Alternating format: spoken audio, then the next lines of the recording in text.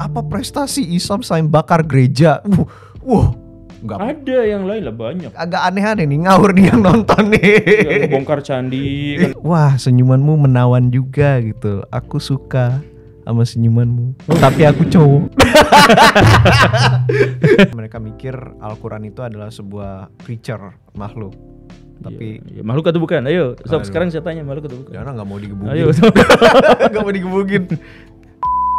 Welcome back to the Base Indonesian Talks. Today, in this very special episode, I have managed to snag one of the biggest Indonesian podcasters ever. Please, Guru Gembul. Halo. Itu Inggrisnya apa sih kalau guru gembul? Guru Gembul itu, teacher Gembul itu flabby atau fluffy gitu. Jadi enggak fluffy. Gembul tuh apa ya, gembul banyak ya? makan. Gembul itu banyak makan ya? Iya, bukan gendut.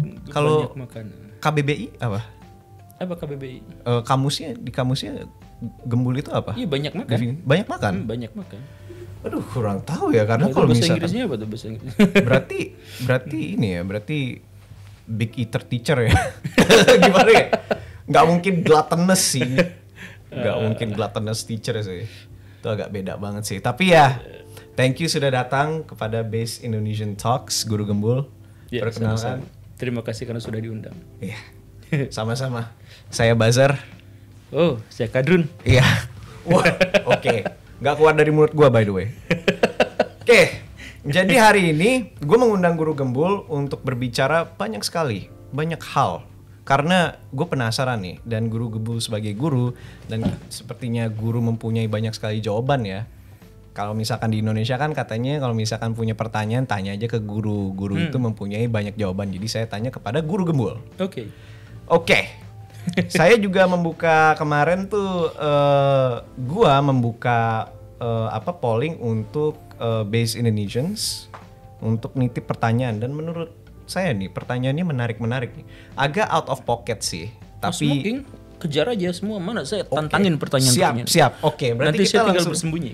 Oke, siap. Saya akan bantu deh. Kalau itu deh. Oke, with the power of Ordal. Oke, siap Guru Gembul. Kita straight to the business aja. Oke. Menurut The Art gak bisa nyebutnya namanya, sorry. Menurut Guru Gembul, orang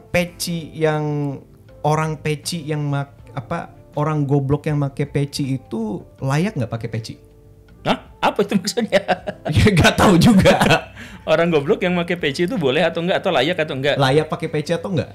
Ya layak lah. Peci layak. itu produk budaya. Oke. Produk budaya dari sebuah masyarakat yang memang awal mulanya adalah untuk menunjukkan status seseorang. Misalkan dikaitkan dengan kebangsawanan atau dikaitkan dengan keagamaan. Iya. Nah, kemudian sama Pak Karno sama tokoh-tokoh yang ada di sekelilingnya itu dipopulerkan bahwa ini adalah karakteristik khas bangsa. Yang karena itu tidak lagi terikat dengan kebangsawanan atau status keagamaan tertentu. Dan karena itu bahkan orang paling bodoh sekalipun dipersilahkan atas ide-ide egalitarian yang digagas oleh Bung Karno terkait dengan peci. Gitu. I see. Bukan hanya Bung Karno tapi Bung Karno dan teman-teman gitu. Bung Karno dan teman-teman. Ini dugaan saya sih tradisi Mesir sih. Oh iya. Peci itu Fez ya kalau nggak salah ya. Fez. Iya karena di tahun 1920-30-an itu di Mesir tuh populer yang seperti ini, dan akhirnya di Indonesia juga era pergerakan nasional itu kan tahun 20-an juga. Iya. Nah, jadi mungkin saya menduganya itu.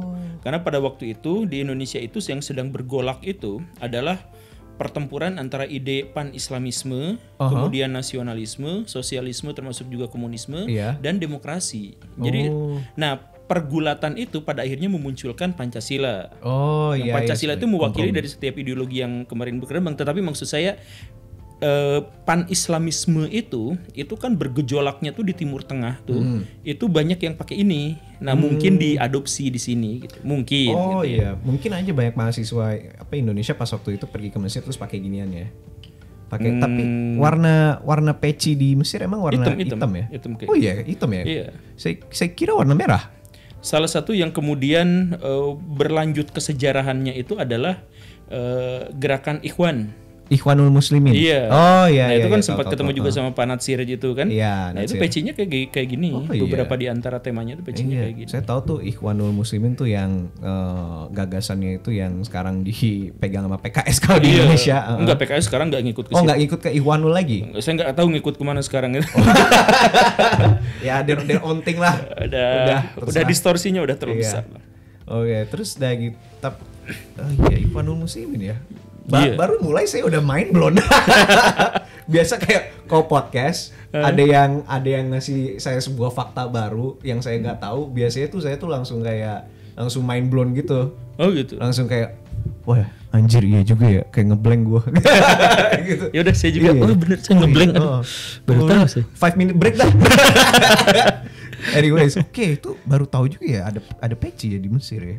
Oke, next question. Ya peci Mesir juga mungkin ada kaitannya dengan Turki gitu kan Iya. tapi pada era sebelumnya gitu. Oh, tentang kebangsawanan.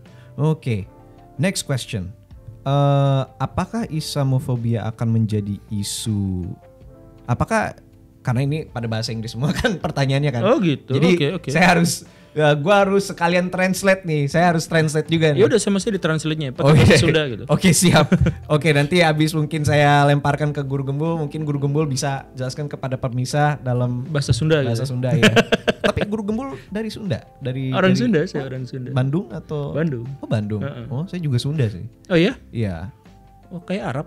Oh, mungkin karena katanya keturunan Sunan. Makanya Oh, gitu. bisa beli kehabiban. Apa sih? Iya.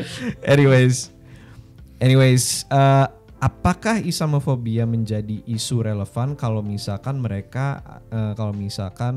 Islam itu adalah mayoritas dengan kekuatan sosial politik terbesar di Indonesia?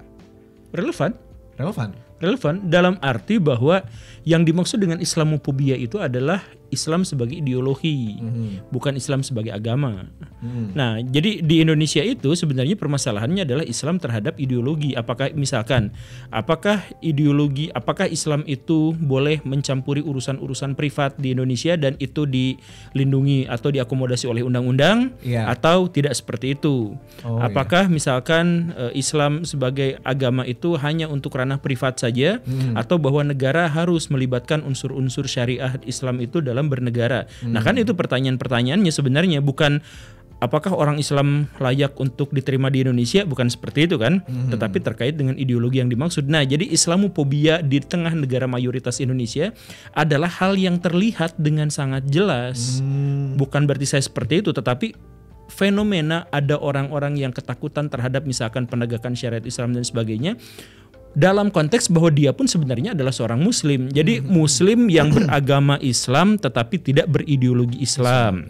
Ada yang seperti itu. Nah, ketakutan-ketakutan itu yang kemudian diartikan, ya ini mungkin bisa menjadi perdebatan, tetapi diartikan sebagai Islamofobia, apakah relevan di negara yang mayoritas justru adalah muslim? Ya, karena fobianya justru pada ideologinya, bukan pada agamanya. I see. Jadi harus ada pembedaan antara ideologi dan agama dan beliefnya kan ya? Iya, jadi misalkan gini, banyak orang yang menghujat MUI, Pak Ade Armando misalkan. Iya.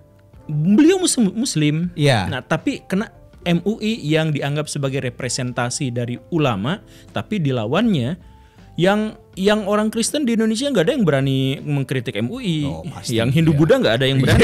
Yang mengkritik justru adalah yang Muslim sendiri. Artinya dalam konteks ini fobianya bukan pada itu, tapi pada ideologinya. Islamofobia, tapi Islamofobia dalam maksud artian Islamnya itu ada ideologinya. Ya, jadi paham.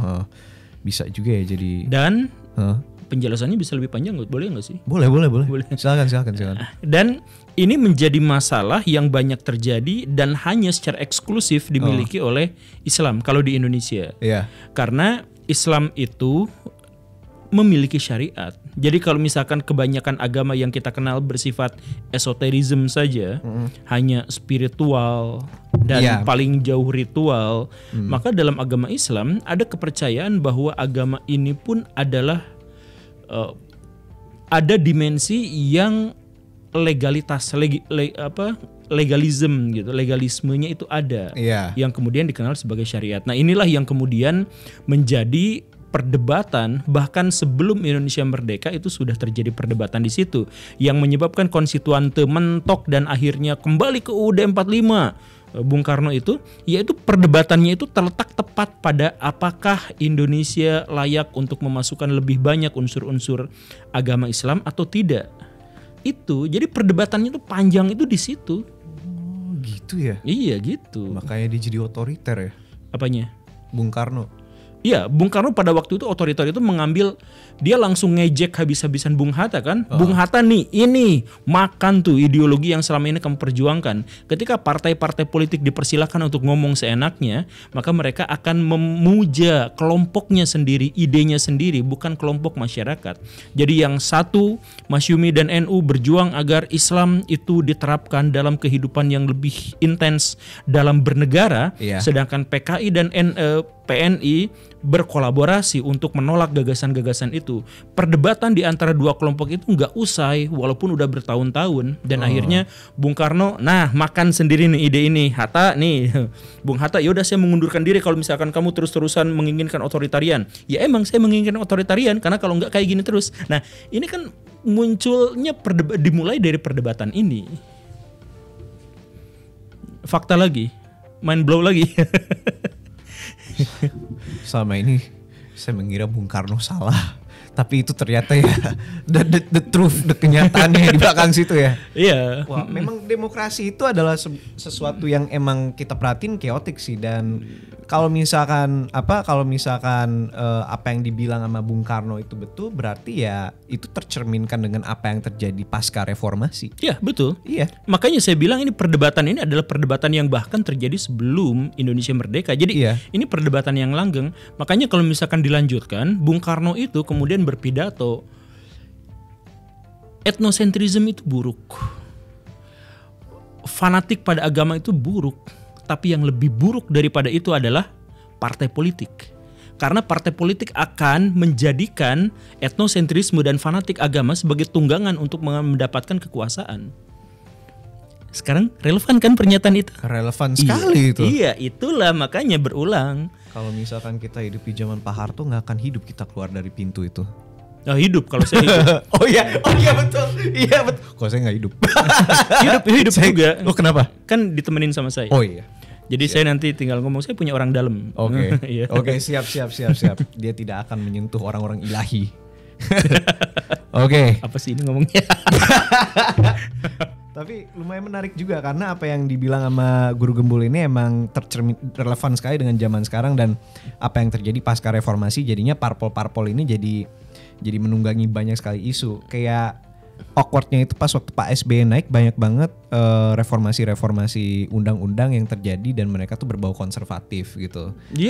Karena sekutu-sekutu politik yang digandeng sama Demokrat juga pas waktu itu ya PKS, PBB.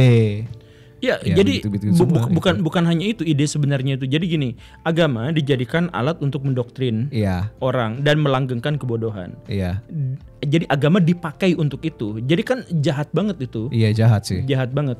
Jadi misal ada sebuah narasi yang umum dari Mama Gufron misalkan dan para pengikutnya gitu ya. Apa yang mereka katakan? Intinya adalah kalian tuh susah masuk surga. Kalian tuh ngerti bahasa Arab aja nggak paham. Bahasa Arab aja nggak paham. Sholat masih nggak jelas. Maksiat masih jalan dan sebagainya. Jadi satu-satunya jalan biar kalian bisa masuk surga itu adalah dengan syafaat dari kami. Jadi ikutin aja kami sedikit. Nah, jadi inferioritasnya itu ditanamkan terus-terusan agar akhirnya mereka mengabdi pada sekte mereka, pada kelompok mereka, pada apa. Nah, setelah itu mereka bisa saja kemudian berkoalisi dengan partai politik. Partai politik ngomong, Pak, saya budget untuk memenangi daerah ini tuh kecil, jadi kita kong kali kong aja, Bapak kasih saya 10.000 suara, nanti ide-ide Bapak, kepentingan-kepentingan Bapak saya dukung setelah saya menang di pemilu atau pilkada ini, gitu kan? Akhirnya dipangkas lah, jadi gak usah terlalu kaya, gak usah harus kita mohon-mohon pada oligark untuk akhirnya melanggeng ke Senayan misalkan atau ke kursi gubernur dan sebagainya. Cukup kong kali kong dengan tokoh agama yang dimaksud itu. Nah, selesai. Jadi nanti kepentingan dari, bukan kepentingan agama, kepentingan agamawan yang tadi memelihara inferioritas itu. Nah, setelah menang, wah saya menang nih. Gimana caranya agar saya tidak didemo, tidak dihujat, tidak dimaki? Maka inferioritas dan kebodohan itu harus ditanamkan terus-terusan. Maka mereka menciptakan, si politisi-politisi itu menciptakan sebuah tradisi sejak 10 tahun yang lalu di Indonesia. Apa itu? Bahwa rakyat tidak bisa apa-apa, hanya kami yang bisa melakukannya. Maka semua kampanye mereka template. Pro rakyat, demi rakyat, untuk rakyat, membela rakyat, mengakomodasi kepentingan-kepentingan rakyat, penyambung lidah rakyat, semuanya belakangnya rakyat. Dan rakyat juga template keluhannya. Ya, semoga pemerintah bisa memberikan bantuan kepada kami. Ya, kami berharap agar pemerintah memberikan kepada kami. Ya, semoga gitu kan? Template semuanya. Karena apa? Diciptakan secara sistematis sengaja oleh partai-partai politik itu. Saya nggak bilang semua partai politik ya, kan nanti kena UU ITE. Iya, nggak semua partai politik. Yang ngaku aja, yang merasa aja. Yang merasa, yang melakukan, ya itu yang dimaksud oleh kita berdua. Ya, relevan gak sih? Relevan, sangat relevan. Itu. Karena ya memelihara kebodohan itu adalah bagus untuk status quo, Guru Gembul. Iya, karena kayak yang apa, kalau misalkan mereka bodoh, mereka nggak bisa apa-apa, mereka memikir bahwa mereka tidak bisa merasa apa-apa, mereka makin rely kepada struktur kekuasaan yang ada. Iya. Dan status quo itu terperpetuate gitu loh. Dan betapapun mereka menghujat politisi, iya, pas pemilu mereka tetap ambil duitnya dan nyoblos orangnya. Dan masuk DPP. sorry, waduh, wah itu harus disensor tuh kayaknya tuh. Aduh, ntar ketahuan deh maksud saya siapa. Saya emang nggak tahu apa-apa. Oh iya. Kan dia yang ngomongin. Oke. Next question. Oke. Bagaimana sebaiknya cara seorang Muslim menyikapi member of the LGBTQ community? Kita berbicara ideologi atau berbicara sains atau berbicara agama? Kita berbicara dari ranah ini deh, ideologi deh. Karena kalau misalkan kita berbicara dari ranah agama, ya kita udah tahu jawabannya seperti apa kan. Berbicara di ideologi juga kita tahu. Jadi kalau misalkan ada ideologi kebebasan, maka pro terhadap LGBT kecil ya yang warnanya warna-warni kayak gitu itu kan. Nah, tapi kalau misalkan ideologinya adalah ideologi yang lebih tradisional, yang lebih konservatif, maka itu akan pasti menentangnya kan gitu. Nah, kenapa para ideologi itu tidak kembali kepada sains, buku sains mereka? Di dalam buku sains itu sebenarnya sampai detik ini tidak ada konklusi apakah dia itu penyakit atau tidak. Nggak ada. Jadi negara-negara barat mengatakan bahwa ini begini dan begitu karena ideologi humanisme mereka dan liberalisme dan individualisme mereka. Tapi sains tidak mengakomodasi karena sains sampai sejauh ini mereka masih memperdebatkan. Jadi misalkan gini nih. Ini dalil sederhana dalam sains. Kenapa manusia tertarik pada lawan jenis? Kenapa misalkan ya laki-laki udah punya istri katakanlah, tapi dia siap untuk menanggung resiko menghancurkan rumah tangganya dan karirnya ketika dia berhadapan dengan wanita lain yang cantik. Untuk misalkan melakukan yang aneh-aneh gitu. Itu kan ketika dia berselingkuh, itu besar sekali kan dampaknya. Keluarganya, apanya, segala rupanya. Tapi kenapa mereka sanggup berani melakukan itu? Karena dorongan jasmania, dorongan dirinya sebagai makhluk biologis. Kan begitu. Artinya makhluk hidup, ini sains ya, makhluk hidup secara biologis, manusia secara biologis didorong untuk melakukan aktivitas seksual. Nah, kenapa didorong untuk melakukan aktivitas seksual? Untuk bereproduksi. Agar apa? Agar gen kita itu selalu memiliki inang untuk bisa melestarikan dirinya, membuat dirinya abadi. Jadi akang tuh cuman inang aja, karena yang paling penting itu gennya. Setelah akang bereproduksi dan punya anak, akang mati juga nggak apa-apa. Ya itu prinsip dari kehidupan itu begitu. Jadi kupu-kupu jadi ulat dulu. Setelah dia bisa dewasa, dia jadi kupu-kupu, dia harus kawin. Untuk bisa apa? Melanggengkan. Nanti si kupu-kupunya mati nggak apa-apa. Nah, jadi dorongan biologis manusia itu adalah untuk bereproduksi melalui aktivitas seksual. Nah, artinya dalam konteks ini, kalau ada laki-laki yang suka sama laki-laki yang lain atau perempuan suka sama perempuan yang lain, maka tidak sesuai dengan kronologi ini, maka dia disebut kelainan.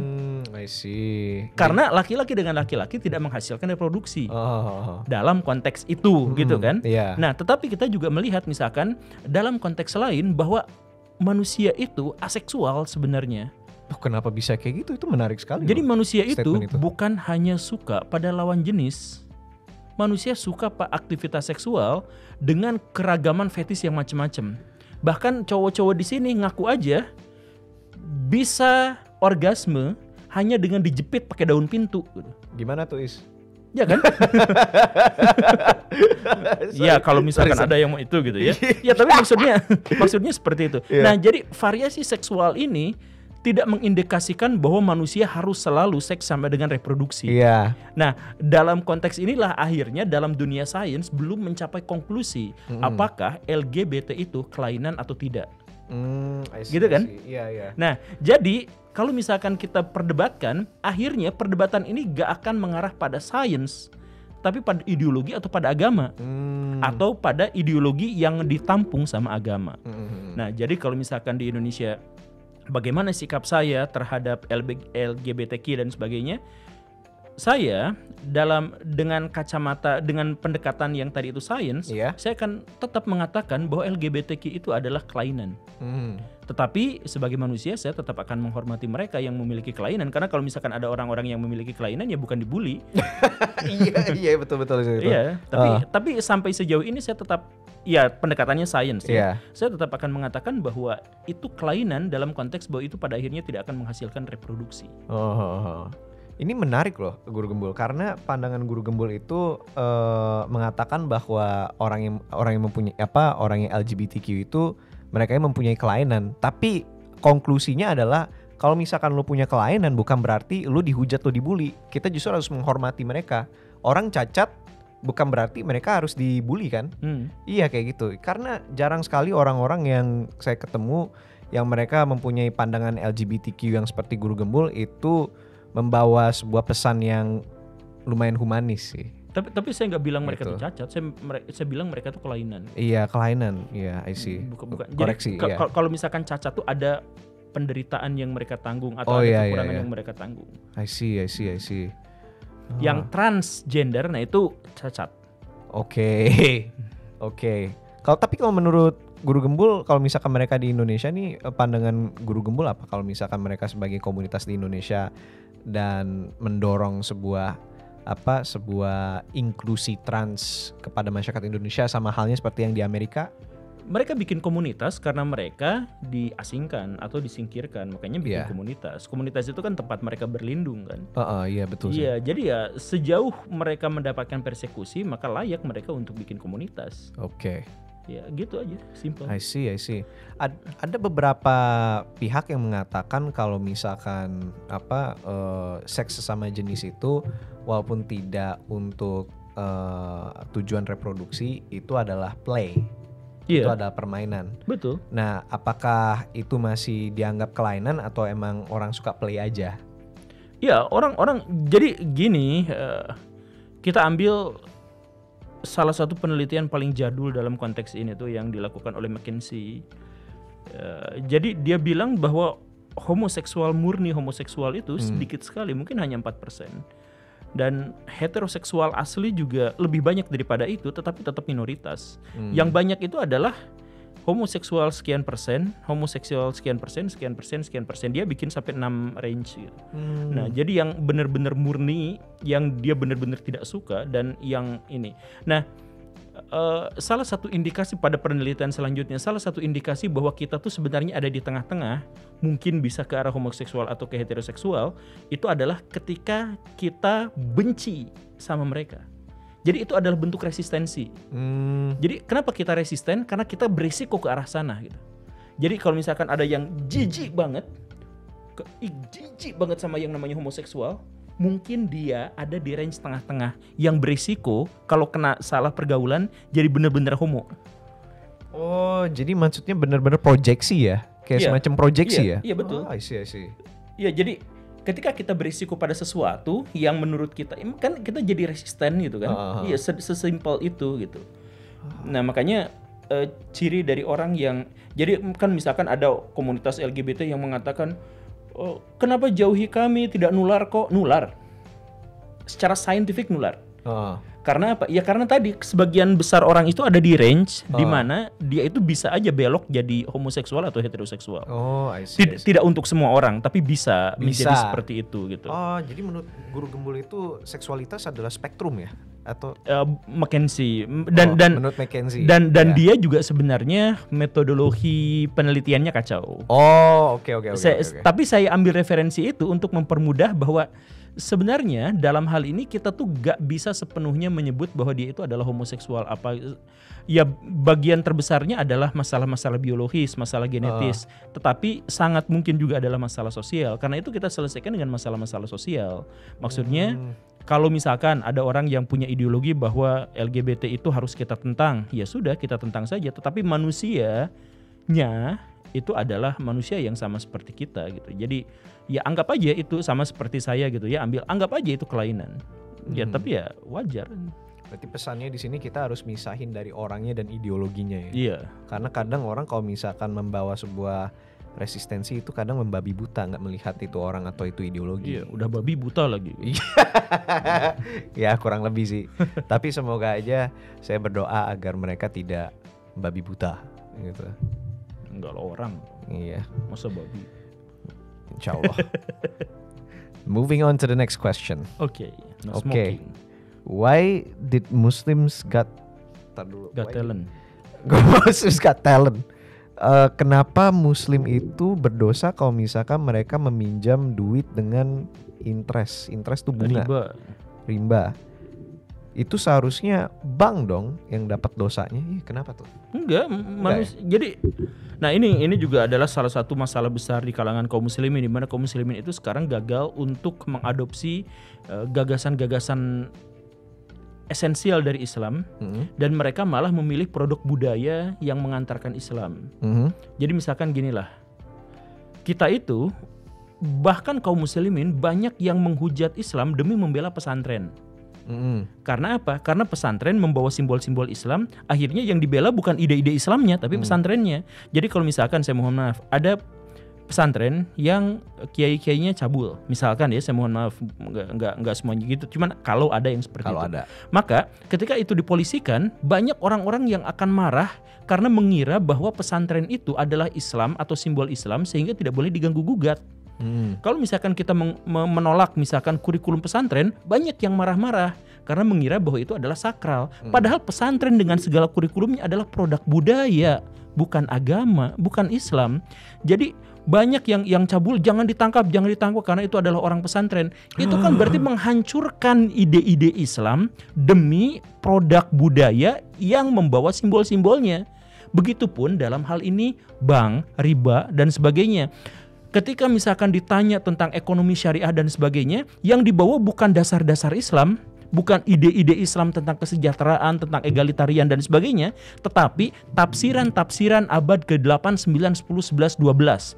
Coba orang-orang yang pro terhadap bank syariah dan sebagainya, misalkan yang seperti itu. Kalau misalkan saya ajak debat mereka, referensi mereka itu adalah kitab-kitab abad ke-10, bukan Quran dan Sunnah. Kalau pakai sunnah mereka pakai hadis yang doif atau palsu mungkin. Hadis yang doif itu apa? Ya misalkan definisi riba adalah begini dan begitu gitu. Itu kan itu nggak ada Quran dan hadis sahihnya. Atau misalkan nanti kita perdebatkan boleh lah ya. Karena sampai sekarang saya juga masih intensif berdebat dan berdiskusi dengan para pakar ekonomi syariah. Jadi saya gak ambil konklusi di sini. Cuman maksud saya adalah metodologi yang selalu dipakai itu adalah kita kembali pada produk-produk budaya untuk bisa membenarkan agama kita atau pendapat kita tentang agama gitu.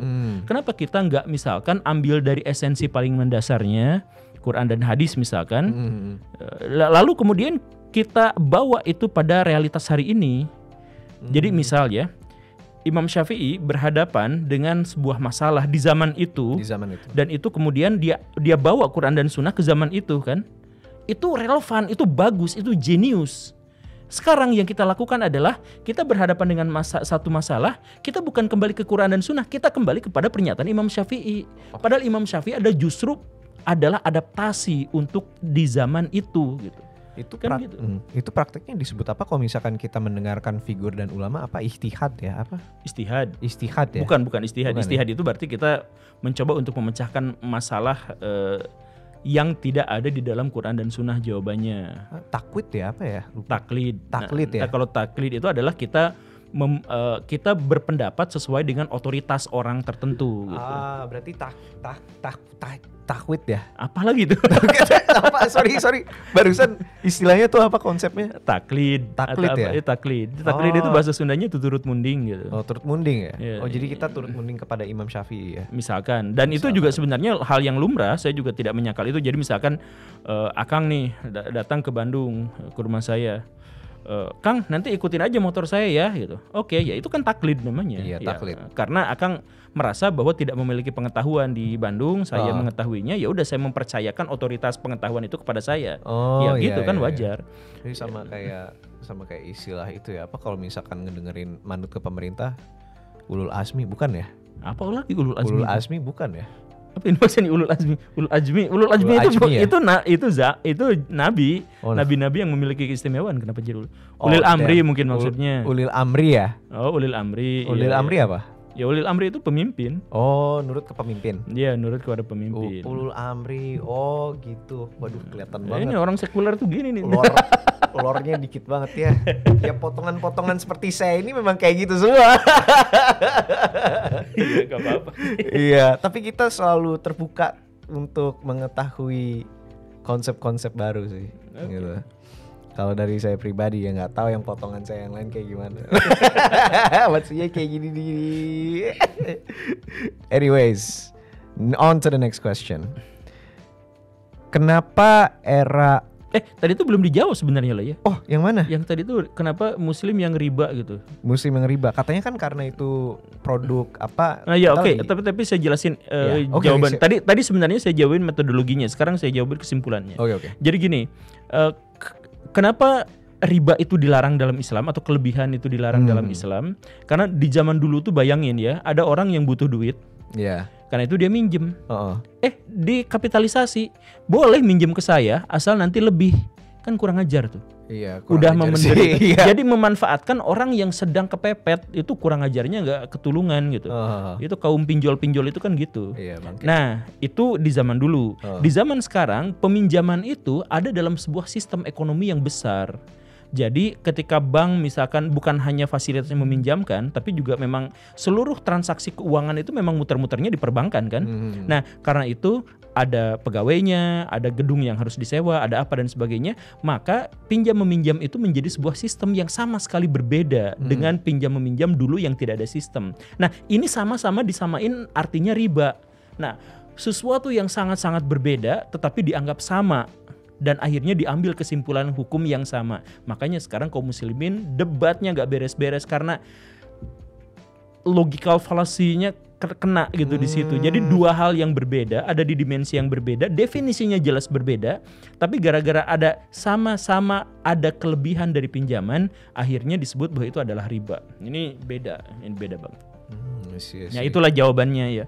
Konklusinya, kita terlalu banyak berbicara soal metodologi soalnya. Iya, tapi memang metodologi itu penting sih. Itu the bottom of ya, itu jawabannya. Ya, itu jawabannya. Moving on to the next question. Why is the golden era?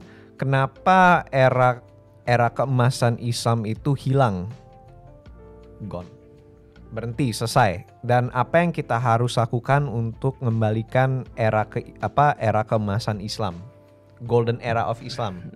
Saya sekalian promosi baca buku saya 50 tokoh muslim paling berpengaruh dalam sejarah peradaban Islam. Ada, tapi nggak kelihatan di sini. Oh, nggak kelihatan. Tapi saya targetkan nanti dalam beberapa tahun saya bikin kelanjutan dari buku itu, karena saya udah ada 24 naskah yang kalau saya punya kesempatan dan waktu, insya Allah saya pengen selesaikan. Dan ada beberapa di antaranya yang merupakan jawaban dari itu. Cuman saya sekarang nggak punya waktu. Dia undang podcast terus. Iya sih. Di sini juga kan didatengin. Iya, gitu. sibuk banget ya. Maksa banget lagi. Mohon maaf. Tapi intinya gini, kenapa peradaban Islam itu runtuh, peradaban itu hancur? Saya duga bibit-bibitnya itu dimulai dari tahun 833. Ada peristiwa Mihnah di sana. Jadi peristiwa Mihnah itu adalah perang antara kaum intelektual yang kebablasan dengan kaum literal yang kelewat tradisional. Jadi 2 titik ekstrim di situ kejadian.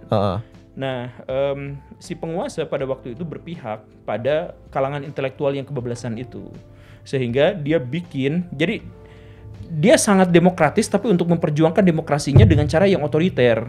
Si pemimpin itu namanya Al-Ma'mun, putra dari Harun al-Rashid. Nah, Al-Ma'mun itu ngomong gini, ulama-ulama, ayo siapapun di antara kalian harus ngomong bahwa Al-Quran itu adalah makhluk. Siapa yang tidak bilang seperti itu, maka masuk penjara. Kalian tidak layak disebut ulama. Nah gitu, itu pertanyaan sesimpel itu sebenarnya, tapi maksa. Oh iya, tapi mereka tuh kenapa kebablasan maksudnya? Apa? Maksudnya gini nih, ini kalangan intelektual itu mengatakan bahwa Al-Quran itu adalah makhluk. Kenapa Al-Quran disebutnya makhluk? Karena kan mereka pendekatannya logika. Pikirannya gini, di alam semesta ini hanya terbagi menjadi 2, makhluk dan kholik, pencipta dan yang diciptakan. I see. Ada nggak yang lain selain itu? Gak ada sih. Gak ada. Yang penciptanya yaitu kita sepakati Tuhan, dan makhluk yang kita sepakati sebagai segala sesuatu yang ada di bumi ini, di alam semesta ini ada makhluk gitu kan. Ada kholik, menciptakan segala sesuatu. Jadi benar-benar biner tanpa ada kemungkinan yang lain. Itu udah konsekuensi teologis yang jelas gitu. Tuhan sebagai menciptakan segala sesuatu dan makhluk sebagai segala sesuatu apapun dia pasti diciptakan sama Tuhan. Gitu kan? Nah, makanya muncul pertanyaan, kalau Al-Quran itu makhluk atau bukan? Kalau disebut bukan makhluk, maka dia kholik. Kata penguasa itu, maka siapapun yang mengatakan bahwa Al-Quran itu bukan makhluk, maka dia mengakui bahwa ada Tuhan lain selain Allah, yaitu Al-Quran. Kalau nggak mengatakan Al-Quran itu makhluk? Iya. Ya kan? Ya itu konsekuensi logis. Kan itu pendekatannya itu pandangan binari gitu. Kita gak ngasih celah yang lain gitu. Nah, karena gitu, maka kata Al-Ma'mun pada waktu itu, siapapun yang mengatakan bahwa Al-Quran itu bukan makhluk, maka dia itu bukan ulama. Dia itu adalah orang jahat yang sesat karena menganggap ada Tuhan lain selain Allah. Astagfirullahaladzim. Gila. Masuk akal gak sih pernyataan itu? Filsafat Islam pas waktu zaman dulu kayaknya keras banget. Keras banget. Asli pada waktu itu keras banget. Keras, apalagi fakta yang kita harus tahu, yang fun fact-nya yang dulu keras juga. Apa? Science statement bahwa Al-Quran adalah makhluk. Nah, itu dibantah sama kalangan konservatif. Kalangan konservatif pada waktu itu awalnya Ahmad bin Hambal itu mengatakan Al-Quran itu makhluk atau bukan? Kalamullah. Al-Quran itu adalah perkataan Allah. Ya udah selesai di situ. Perkataan Allah itu makhluk atau bukan? Diam. Saya nggak mau jawab. Kenapa? Karena segala sesuatu pertanyaan harus dijawab oleh Quran dan Sunnah. Menyebut Al-Quran itu makhluk atau bukan, jawabannya adalah kalamullah karena itu memang ada ayatnya. Kalau misalkan pertanyaannya berlanjut, kalamullah itu adalah apa? Maka saya tidak akan jawab karena tidak ada dalam Quran dan Sunnahnya. Itu adalah idealisme dari Ahmad bin Hambal. Saya nggak akan mau jawab kecuali ada Quran dan Sunnahnya. Kalau tidak ada, maka saya bungkam. Nah, tapi karena dia adalah tokoh yang sangat otoritatif di kalangan masyarakat, itu pendapat-pendapatnya ditunggu, maka pemerintah pada waktu itu juga menunggu dan mengejar. Iya, kalau itu kalamullah itu makhluk atau bukan? Diem, gak mau jawab, saya gak mau jawab. Masalahnya adalah pertanyaan kamu itu berlebihan, melampaui batas. Apa faedahnya kalau misalkan saya tahu bahwa ini adalah makhluk atau bukan? Jadi secara ontologis saya dapat apa kalau saya dapat membuktikan bahwa, tapi kan sebenarnya tidak bisa juga dibuktikan. Mana yang bisa membuktikan dengan metodologi apa? Ini dibuktikan bahwa ini kalamullah itu adalah makhluk atau bukan? Kan tidak ada metodologinya. Jadi kalau tidak ada metodologinya, ngapain dibahas? Ngapain itu menjadi bahan dialektika? Ngapain ini bahkan pemerintah maksain pendapatnya harus seperti ini dan seperti itu? Coba ini pemerintah udah otoriter, nggak benar pula gitu. Ya kalau otoriter benar kan bagus. Iya, otoriter benar, good governance gitu ya. Iya, ini udah otoriter, nggak benar juga, malah maksain sebuah pendapat demi intelektualitas, demi filsafat yang tadi mengajukan pertanyaan, sampai kita nggak ngerti faedahnya apa kalau misalkan kita tahu bahwa ini adalah Al-Quran atau bukan, makhluk atau bukan. Ya udah, senyapkan saja, imani apa adanya tanpa bertanya dan kita hidup dalam kedamaian. Oke, itu juga masuk akal nggak? Masuk akal juga sih kalau kayak gitu sih. Itu paling masuk akal sih sebenarnya. Nah, oke, perdebatan di situ menyebabkan apa? Mereka dua-duanya baik-baik saja. Ada di dua serius. Jadi misalkan gini, Al-Ma'mun menghormati Ahmad bin Hambal. Jadi dia memenjarakan dia karena bertentangan dengan konstitusi. Tapi dihormati, gak diapa-apain. Oh, gak diapa-apain, tapi dipenjara doang. Dipenjara doang. Ya Allah. Dan dihormati. Dan Ahmad bin Hambal pada waktu itu juga gak ngapa-ngapain. Dia bahkan siapapun yang mau memberontak atau protes pada Al-Ma'mun, dia musuh saya. Jadi saya lagi ngebayangin nih, kayak keadaan zaman dulu tuh, jadi tuh raja cuman duduk aja gini. Terus udah gitu kayak orang debat, terus kalau misalkan dia kayak, oh iya bener juga ya. Iya. Oh iya bener juga ya. Nah ini Ahmad bin Hambal, jadi dua-duanya sebenarnya saling menghormati. Iya. Nah Ahmad bin Hambal menghormatinya sebagai otoritas pemimpin. Jadi pemimpin itu bagaimanapun harus kita turutin. Jadi walaupun dia ngaco dalam pandangannya, kita berbeda pendapat, saya tidak mengizinkan siapapun untuk memberontak pada pemimpin. Dia bilang gitu. Jadi dia dipenjara. Nah, tapi Al-Ma'mun itu sekitar 6 bulan kemudian meninggal, digantikan oleh saudaranya yang tukang perang. Yang dia punya rekor deadlift-nya itu 500 kilo. 500 kilo. Pada waktu itu. Iya. Deadlift angkat ininya. Dia angkat beban. Nah, gila. Olimpiad. Iya. Olimpiad. Dia tukang perang si apanya? Siapa namanya? Al-Mutasim. Al-Mutawakil, salah. Al-Mutawakil, Al-Mutasim. Al-Mutasim tuh yang nanti agak jahat gitu. Nah ini Al-Mutawakil tuh, tapi dia nggak intelek, dia nggak ngerti kajian filsafat yang seperti itu. Jadi akhirnya ketika dia memerintah, Al-Quran makhluk bukan digebukin itu Ahmad bin Hambalnya sampai dia kencing darah selama puluhan tahun. Nah itulah yang akibatnya kaum muslimin itu memberontak akhirnya. Bahkan ketika dilarang pun, ya kalau diperlakukan seperti itu pimpinannya kan pasti memberontak. Akhirnya apa? Kalangan intelektualnya dihabisi. Yang Mu'tazilah, yang sebagian dari Hanafiyah, apa segala rupa, yang pokoknya masih melibatkan penggunaan logika dalam agama, itu dihabisi. Sejak saat itulah resistensi kaum muslimin terhadap logika dan sebagainya sedikit demi sedikit naik sampai akhirnya puncaknya di tahun 1100-1200-an Salahuddin Al-Ayyubi menutup pintu ijtihad. Udah nggak usah banyak cincong, nggak usah banyak perdebatan, nggak usah, karena kerusuhan terjadi terus-terusan. Ya udah, perdebatan hentikan di sini. Kita hanya akui yang sudah ada saja dan kita tidak boleh membangun ijtihad baru. Kecuali orangnya sudah levelnya udah luar biasa jenius. Nah, sejak saat itu kaum muslimin tidak mengajukan ide baru, gagasan baru, pemikiran baru dan hal-hal yang baru yang lainnya. Udah aja mentok di situ.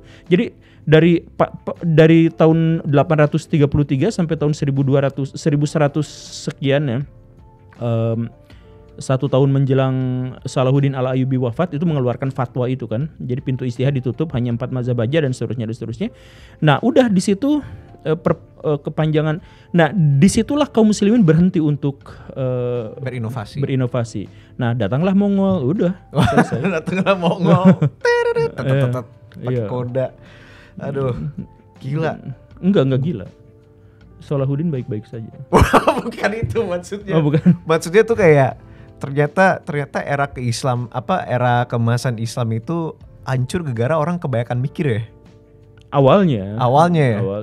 Wah, I see. Jadi itu kenapa? Karena orang-orang Islam itu terlalu banyak mikir. Akhirnya mereka mikir Al-Quran itu adalah sebuah creature, makhluk. Tapi makhluk atau bukan? Ayo, sekarang saya tanya, makhluk atau bukan? Ya, orang nggak mau digebukin. Ayo, nggak mau digebukin. Tapi ini jadi itu barusan adalah jawaban dari ini kan part 1 pertanyaan tersebut kan.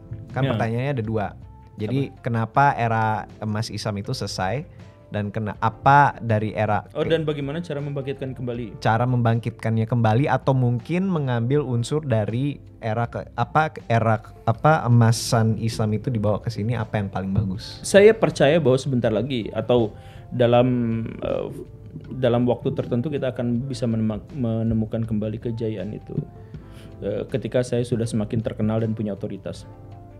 Siap. Guru Gembul masuk DPP presiden dah. Enggak, saya enggak mau jadi presiden. Oh iya. Maksudnya jadi dewan penasehat. Di beberapa wilayah demokrasi atau ini sebenarnya mungkin adalah hubungan kausalitas gitu. Iya. Jadi ketika menjadi presiden maka dia harus menjadi bayang-bayang dari oligark. Iya, tentu. Apalagi kalau misalkan kita di dalam negara yang banyak interestnya. Iya. Di mana presiden tersebut itu bukan beraksi sebagai seseorang yang membuat yang Iya, tapi benar-benar memimpin. dimodalin gitu. Tapi dimodalin dan segala macam karena banyak interest yang bermain di dia gitu. Kalau ini mungkin masuk ke ranah personal dan lain-lain ya. Tapi ini menarik sih karena Guru Gembul sempat bilang ini kan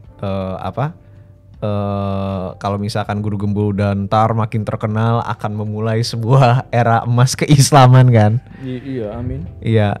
Amin kalah ya kemarin. Wah. Iya, benar salah. Maaf ya. But anyways, tapi sekarang udah ada aman. Oh, iya. Iya, amin kalah, aman naik. Iya. Nah, kalau menurut Guru Gembul nih, pandangan Guru Gembul tentang organisasi-organisasi seperti NU atau Muhammadiyah itu seperti apa? Sama kalau misalkan Guru Gembul tertarik nggak masuk NU atau Muhammadiyah tersebut? Enggak, saya nggak tertarik, tapi saya apresiasi orang-orang yang masuk ke situ karena I see. berarti mereka bisa punya tujuan bersama dan bergerak bersama-sama. Jadi bergerak bersama-sama itu kan berarti kooperasinya baik dan itu berpotensi untuk menghasilkan atau mencapai tujuan yang besar gitu. Iya. Tapi saya nggak gabung sih. Oh, nggak gabung ya? Enggak. Oh, I see. Ya, saya masih diundang di pesantren-pesantren NU, masih di Persis, Muhammadiyah, semuanya masih. Kalau misalkan Guru Gembul ini melanjut dari pertanyaan ini, mungkin poinnya yang terakhir ya. Unsur apa sih yang ada di era emas keislaman yang kita bisa bawa sekarang yang menurut Guru Gembul itu bagus? Apakah dalam semangat inovasinya atau mungkin dalam di era pemerintahan Al-Hadi, kakaknya dari Al-Rashid, Harun Al-Rashid, di era Al-Hadi itu di Baghdad profesi paling banyak digeluti oleh kaum muslimin pada waktu itu di kotanya itu adalah tukang fotokopi. Fotokopi manual.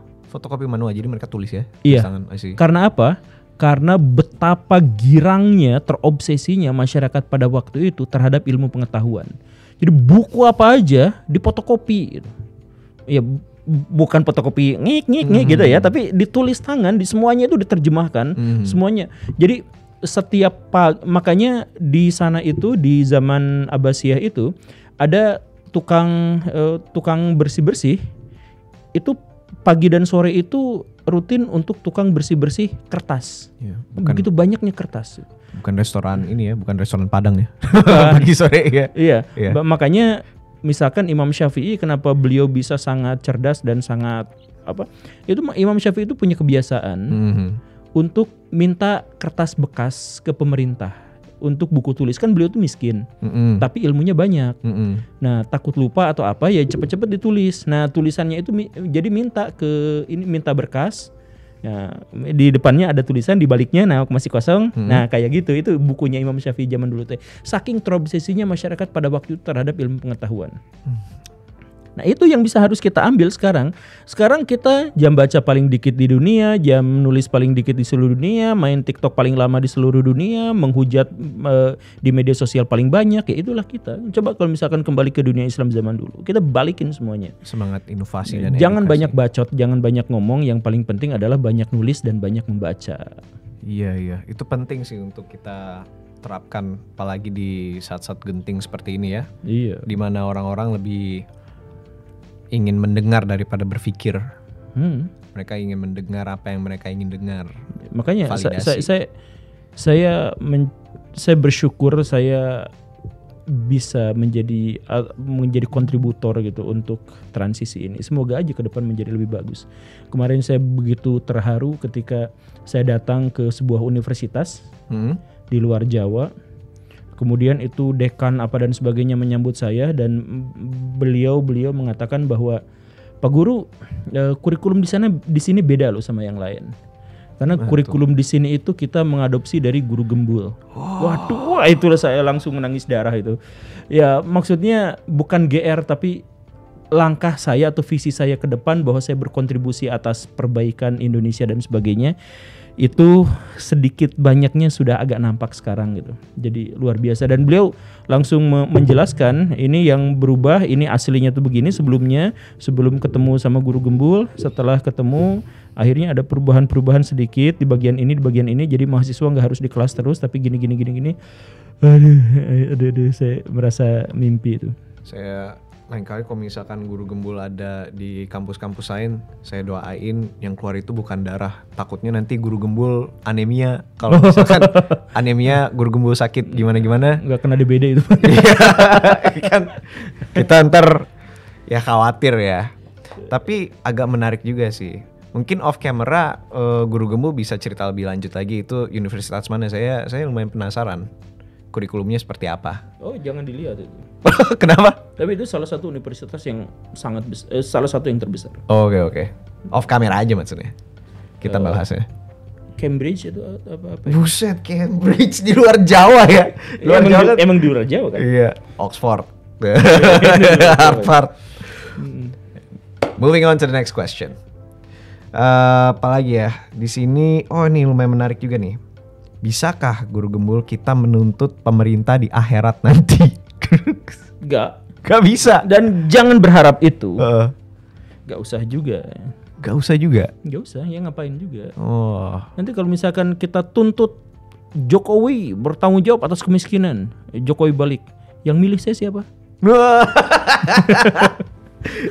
Jadi inget guys, ntar pas di padang mahsyar jangan bilang kayak jangan menyalahkan Pak Jokowi gitu. Iya, jadi makanya fokus daripada kita nyalahin ke pihak lain, kita fokus pada kesalahan-kesalahan pihak lain. Ya mendingan kita fokus pada perbaikan, dan perbaikan itu dimulai dari kita sendiri. Saya misalkan melihat di Indonesia terjadi korupsi. Kenapa terjadi korupsi? Ya dalam tanda kutip sudah membudaya. Nah, daripada kita salah-salahin orang terus yang melakukan korupsi itu, ya udah kita berpikir gimana caranya memperbaiki itu. Kan kita tuh gak bisa nyalahin setan. Gak bisa. Ya iya, ngapain misalkan setan, misalkan saya melakukan aktivitas, misalkan ya saya ngerampok misalkan. Ditanya sama polisi, kenapa kamu ngerampok? Saya tergoda sama setan. Ya kan gak bisa. Gak bisa. Emang setan tuh udah kayak gitu, ngapain juga. Yang paling penting kita bertanggung jawab atas apa yang kita lakukan gitu. Ya makanya fokusnya saya adalah mengembangkan diri aja ke depan, gimana caranya supaya saya melakukan kontribusi yang lebih besar agar perbaikan-perbaikan itu bisa tercapai tanpa saya harus menyalahkan pribadi-pribadi orang gitu.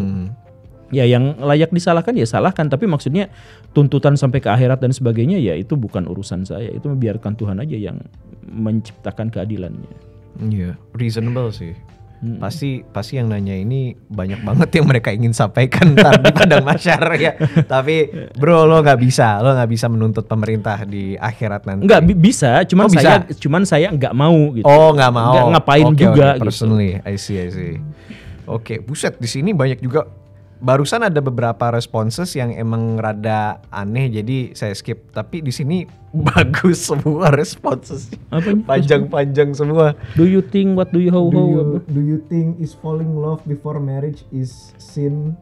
Gak tuh lah, gak mana aja sih. Aman aja ya. Jadi cinta dengan seseorang sebelum nikah itu aman ya? Ya aman lah. Kan yang jadi masalah itu bukan soal cintanya, tapi perwujudan dari cinta itu apa? Dari si make love gitu. Iya itu. Itu dosa. Enggak juga sih. Enggak juga. Ya kan langsung nikah aja kan juga enggak apa-apa. Oh iya bener ya. Ya ingat kalau misalkan enggak sih, bukan gitu maksudnya. Bukan saya barusan bukan yang saya bilang bukannya nikah tuh sudah gitu hanya untuk berbuat zina gitu, salah itu semangatnya gitu. Tapi pas udah nikah dengan orang yang kalian cintai ya silakanlah kalau misalkan mau gitu. Tapi udah nikah belum? Belum. Oh belum. Iya belum. Iya. Ini buat cewek-cewek yang mau nikahin dia belum mau ya. Hidung saya apa? Makin gempeng atau gimana ya? Jangan khawatir kan tadi kita bicara soal LGBTQ kan. Iya. Jadi saya bukan hanya ngomong ke cewek-cewek, cowok-cowok juga silakan. Jangan dong guru gembul. Saya pernah di WA sama di WA lagi di DM IG sama orang-orang itu. Ada satu DM IG lumayan kocak juga sih guru gembul nih. Sedikit curhat ya. Dia bilang, "Wah, senyuman," pakai bahasa Inggris dia. Tapi saya translate. "Wah, senyumanmu menawan juga gitu. Aku suka sama senyumanmu. Tapi aku cowok." Saya baca menarik juga nih ya. Untuk petualangan. Malahan kata teman-teman, kalau misalkan saya itu adalah tipe, kalau misalkan ada cowok suka sama saya, berarti saya saking menawannya cowok-cowok itu suka. Kenapa ketawanya? Tapi karena saya gak melihat cewek-cewek gitu. Gak ada cewek-cewek bilang kayak gini di DM IG saya Guru Gembul. Oh gitu ya? Iya, jadi itu lumayan genting juga. Iya. Iya. Ini nih. Ini gentong. Iya. Ada lagi nih di sini nih, lumayan menarik nih barusan pertanyaannya.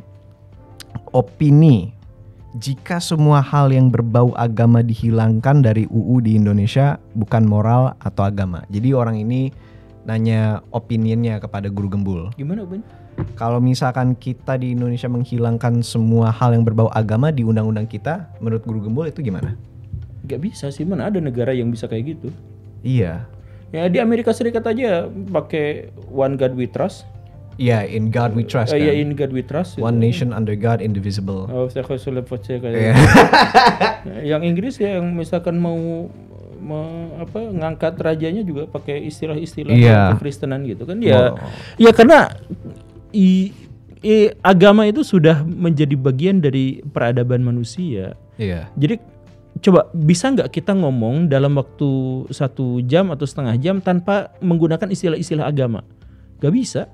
Iya susah karena agama udah menjadi landasan dari banyak hal gitu. Iya. Terutama kalau misalkan dalam argumen saya ya moral ya. Kebanyakan dari moral yang kita pakai sekarang ya berlandaskan dari agama. Iya, Sebelum ada hukum kita membunuh, ya agama mengatakan jangan bunuh orang. Iya betul. Iya, jadi ada argumen bahwa agama itu bisa beranjak moral itu beranjak dari agama gitu. Dan bahasa-bahasa dalam konstitusi itu kan sebenarnya adalah wujud itu sebenarnya berdampak dari dihasilkan dari tindakan-tindakan yang ada di masyarakat. Iya. Sekalian dengan Guru Gembul bilang istilah-istilah dalam konstitusi ya, kayak kalau di undang-undang kan ada pasal ayat. Iya. Pasal ayat. Ayat itu udah ayatnya aja ya udah istilah dari agama itu. Iya, bahkan ayat. Pasal pun itu dari pasal agama. itu dari agama gitu. Jadi kalau misalkan kita menghilangkan apapun yang berbau agama, ya udah pasal dan ayat juga gogo. Ya goodbye gitu. Apa gitu. Iya gitu. Iya, memang susah sih ya. Tapi di sini ada caveatnya sih. Argumennya itu ada negara kayak Uni Soviet yang ateis ya. Walaupun mereka bertahan sama 70 tahun, tapi menurut Guru Gembul gimana? Mereka tuh agama komunis. Jadi nggak bisa lepas juga dari agama, kan itu agama komunis. Karena Marxis-Leninis itu dogmatis juga ya jatuhnya. Iya. Jadi gini nih. Agama itu tidak definitif, Tuhan juga tidak definitif, dan karena tidak bisa definitif, maka tidak bisa kita sangkal. Kan kita nggak mungkin bisa menyangkal sesuatu yang kita tidak ketahui kan. Saya tidak setuju adanya wak-wak. Wak-wak itu apa? Tidak kita pahami, ya nggak bisa. Nah jadi misalkan saya ateis, saya menentang keberadaan Tuhan. Tuhannya aja nggak bisa didefinisikan, bagaimana dia menentangnya? Nah kan gitu. Nah karena itu maka ketika ada komunisme sebagai penentang agama, nah dia menjadi agama pada waktu itu juga, di waktu yang bersamaan. Iya. Saya pernah bilang ke teman saya, ada teman saya satu, dia bilang bahwa sekarang tuh bukannya agama yang dijual, tapi ideologi gitu. Iya. Kalau menurut Guru Gembul nih, apakah saya benar ketika saya bilang bahwa ideologi itu basically agama? Ada banyak kesamaan, ideologi itu adalah agama. Jadi ada banyak kesamaan. Jadi sama-sama tidak didasarkan pada sains, sama-sama didasarkan pada a priori, sama-sama didasarkan pada atau sama-sama dimulai dari pertanyaan dan pernyataan-pernyataan etis. Jadi misalkan komunis. Kenapa komunis muncul? Karena ketidakadilan terhadap kaum bawah, dan kaum bawah itu misalkan harus melakukan revolusi dan sebagainya. Istilah ketidakadilan itu adalah istilah etis, bukan istilah sains. Ya kan, kalau misalkan istilah sains, ya ketidakadilan itu harus dipelihara demi kebaikan bersama. Tapi kan itu ditentang karena etis. Iya, karena etis. Ya, atau misalkan ideologi apa lagi? Misalkan ideologi feminis gitu ya. Nazi. Misalkan atau Nazi lah, nazisme. Ya. Kenapa bisa muncul ke arah sana? Kenapa muncul? Ya, karena kami adalah ras yang terbaik, tetapi kami selama ini dihujat terus-terusan, maka kami harus bangkit. Itu kan istilah-istilah etis. Iya. Ya, semuanya istilah etis. Nah, itu kan berarti ideologi dalam konteks itu adalah sama atau memiliki kesamaan dengan agama yang dimulai dari etika. I see. Dan akhirnya dogmatis kan? Karena Dogmatis, ya tidak didasarkan pada sains dan tidak berkembang seperti sains, tidak mengacu pada kebenaran relatif kalau sains itu. Tapi kan kalau misalkan itu ya kebenarannya begitu. Iya, nggak ada perkembangan dalam berpikir. Iya. Gitu. Jadi walaupun dunia berubah ya tetap aja gitu-gitu aja gitu. Iya. Nggak nalar beberapa orang. Nggak mulur. Muslim pecinta Yahudi, apakah ada tempatnya di Indonesia? Ya ada lah. Ya kemarin yang demo-demo Israel ternyata ada yang menolak juga dan mereka Muslim. Ya itu tempatnya di Indonesia. Jadi maksudnya ya kita tuh harus memilah Yahudi sebagai sistem kepercayaan, Yahudi sebagai suku, Yahudi sebagai entitas politik yaitu negara, misalkan negara Israel kita sebut Yahudi gitu kan. Nah itu kita harus pilah-pilah di situ dan kita tuh banyak yang keceletot di situ gitu. Misalkan menolak kita boikot produk Yahudi gitu. Dalam arti berarti kita harus nolak WA karena WA dibuat oleh Mark Zuckerberg yang adalah orang Yahudi. Mark Zuckerberg itu adalah orang Yahudi tetapi orang yang tidak mau tinggal di Israel karena dia tidak memiliki dan dia bahkan menikah dengan seorang perempuan Chinese. Yang berarti dia menentang keyahudiannya gitu. Nah, itu kan harus dipertimbangkan dalam konteks itu antara Yahudi sebagai agama, sebagai keyakinan, Yahudi sebagai entitas politik yaitu Israel dan Yahudi sebagai suku bangsa. Nah, Mark Zuckerberg itu adalah suku bangsanya itu, apakah dia menganut Yahudi dan seterusnya itu adalah hal yang lain lagi. Nah, jadi kalau misalkan bolehkah orang Indonesia mencintai Yahudi? Nabi Muhammad itu punya istri orang Yahudi yang suku bangsanya Yahudi. Ya kan Safiyah itu diantaranya gitu kan. Ya tapi dia menolak kabilah-kabilah Yahudi yang mengkhianatinya dalam piagam Madinah. Tapi bersahabat erat dengan Yahudi, rabi-rabi Yahudi, tokoh-tokoh keagamaan Yahudi. Bahkan di perang Uhud ada orang Yahudi, rabi Yahudi yang rela mati demi Nabi dan mensedekahkan seluruh harta kekayaannya, warisannya kepada Nabi. Itu juga Yahudi. Nah, Yahudi bukan sebagai entitas politik, Yahudi sebagai pribadi yang percaya bahwa Tuhan itu begini-begini versi Yahudi. Gitu kan? Iya, saya setuju banget sih karena kebanyakan dari orang Indonesia ini saya perhatiin kok apalagi kok di sosial media ya. Kebanyakan dari mereka itu membawa pesan-pesan yang berbau antisemitis, tapi ketika mereka di-accuse, mereka antisemitis, mereka bilang, "Loh, enggak." Antara dua jawabannya. Antara saya itu anti-Zionis atau enggak gimana saya antisemitis? Semitis itu kan orang Arab, tapi kan di sini antisemitisme itu mengacu kepada orang Yahudi. Itu adalah istilahnya. Itu adalah termnya gitu. Nah, kebanyakan orang Indonesia ini masih belum bisa membedakan apa itu anti-Zionis dan antisemitis. Karena mungkin ya udah mendarah daging aja, kita digembor-gembor sama mungkin sama tokoh-tokoh figur-figur politik yang berkedok agama ini. Dan mereka mengatakan untuk amunisi politiknya mereka mencoba mendirect hate kepada suatu ras yang nggak semuanya bersalah. Gitu. Manusia tidak bersalah karena rasnya, dia tidak berdosa karena dia dilahirkan di bangsa mana. Dia tidak mempunyai pilihan. Iya, orang itu nggak mempunyai pilihan kan mau nongol di ras mana.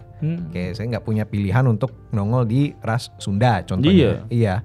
Masa gegara ada satu orang Sunda yang ngaur, saya juga salah juga gitu. Saya kan tinggal di Jakarta, saya orang Jakarta gitu. Hujat Ahmad Dhani.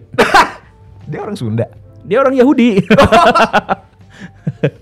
Oh iya ya. Ya emaknya Yahudi kan. Kan dalam dan tradisi Yahudi kan dari ibu, garis ibu. Iya, seharusnya itu yang dilakukan sih di konser-konser Dewa, tapi pas saya ke konser-konser Dewa itu tidak dilakukan. Dan Ahmad Dhani adalah seorang yang dalam tanda kutip religiusitasnya juga tinggi terhadap Islam kan. Iya, baru tahu juga ternyata dia orang Yahudi ya, berdarahnya ya. Tapi ini lagi sih Guru Gembul, kayak ya itu sih yang disayangkan. Kita ada di state di mana kebanyakan dari orang Indonesia itu nggak bisa membedakan harus ditargetinnya kemana karena semua generalisir. agama adalah ideologi, ideologi adalah agama, padahal harus dipisah kan? Kemampuan Harus ada analitis kita definitifnya. tuh lemah. Iya. Karena itu kemampuan untuk memilah fakta-fakta atau informasi-informasi menjadi detail-detail yang lebih kecil tapi bisa berdiri sendiri itu lemah sekali. Ya karena apa?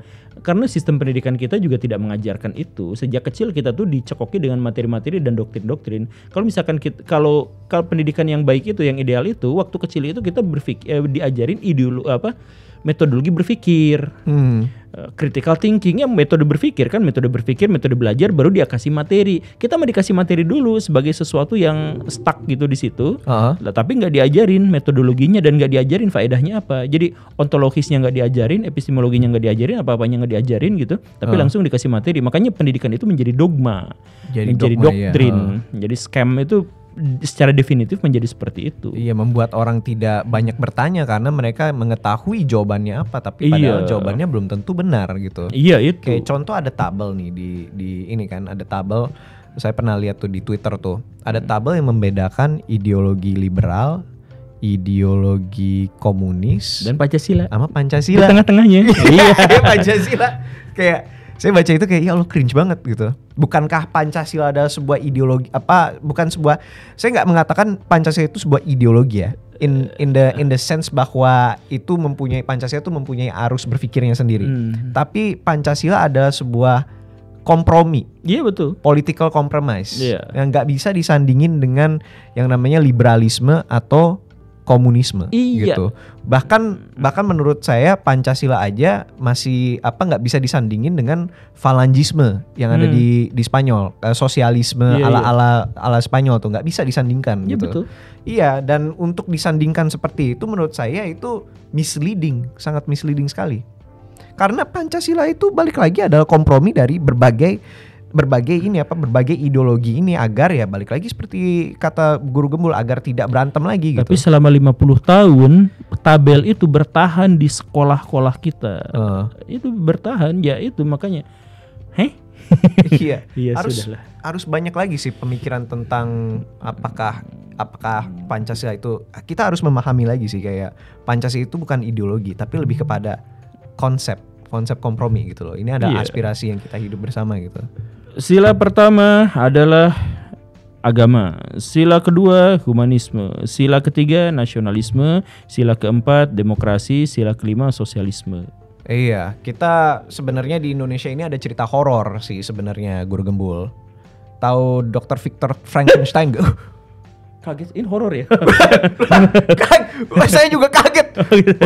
Maksudnya, sorry. Ini tahu cerita Dr. Frankenstein? Ya gimana tuh? Ya, Dr. Frankenstein adalah Soekarno dan Frankenstein monsternya.